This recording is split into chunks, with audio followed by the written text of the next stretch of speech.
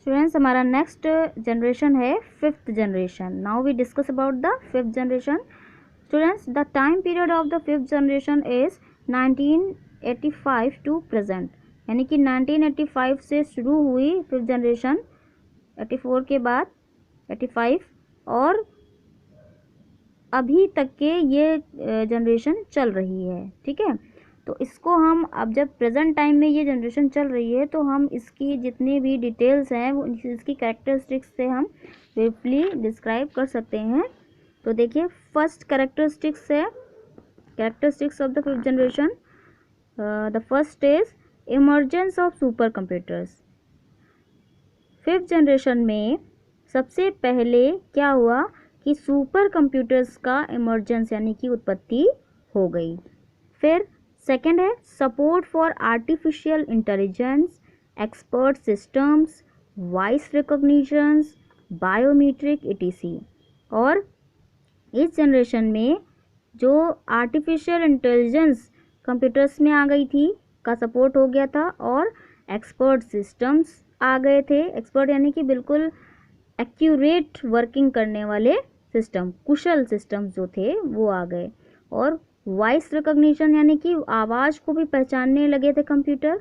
Biometric यानी कि वो जो भी मेजरमेंट बायोमेट्रिक के थ्रू होता है वो भी अब ये कंप्यूटर्स हमारे करने लगे. तो प्रेजेंट टाइम में आप देख ही रहे हैं कितनी सारी चेंजेस आ गई हैं हमारे कंप्यूटर्स में. थर्ड है आपका extra ordinary performance in terms of complexity and speed of the operations.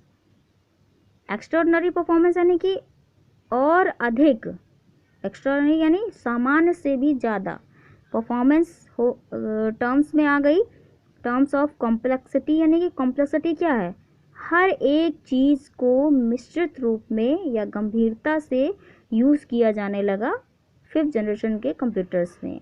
और स्पीड ऑफ द ऑपरेशन यानी कि स्पीड ऑपरेशंस करने की जो स्पीड थी, यानी कि जो भी कैलकुलेशन है, प्रोग्रामिंग है, ये सारी चीज़ें करने की जो स्पीड थी वो भी उसमें भी कॉम्प्लेक्सिटी आ गई और उनकी स्पीड भी तेज हो गई. ठीक है. फोर्थ है आपका ग्रेट स्टोरेज कैपेसिटी. इस पॉइंट में आपको सबसे मेन पॉइंट क्या है, स्टोरेज कैपेसिटी. इस आजकल के जो प्रेजेंट टाइम के कंप्यूटर्स हैं वो धीरे धीरे उनकी स्टोरेज कैपेसिटी बहुत ही ज़्यादा होती जा रही है. और सारी वर्किंग्स हम किस पे करते हैं, अधिकतर हम मोस्टली कंप्यूटर्स का ही यूज़ करते हैं अपने डेटा को स्टोर करने के लिए, अपने प्रोग्राम्स को स्टोर करने के लिए, या कोई भी इम्पोर्टेंट वर्किंग होती है उसे हम कंप्यूटर पे ही स्टोर करते हैं. तो there is a great storage capacity in our computers. Fifth है आपका support for networking, connectivity and portable computing. और नेटवर्किंग का भी सपोर्ट हो गया कंप्यूटर से. नेटवर्किंग यानी एक दूसरे से हम कनेक्ट हो सकते हैं, नेटवर्किंग कर सकते हैं नेट के थ्रू. और पोर्टेबल कंप्यूटिंग यानी कि पोर्टेबल का मतलब हम कहीं पर भी किसी भी स्थान पर किसी भी व्यक्ति से किसी भी समय बात कर सकते हैं. और कंप्यूटिंग का मतलब यहाँ पे कैलकुलेशन से भी ले सकते हैं हम, कि कैलकुलेशन किसी भी तरीके का कैलकुलेशन हो, बिजनेस से रिलेटेड हो, वो सारी चीज़ें भी हम आसानी से फिफ्थ जनरेशन के कंप्यूटर्स के थ्रू कर सकते हैं.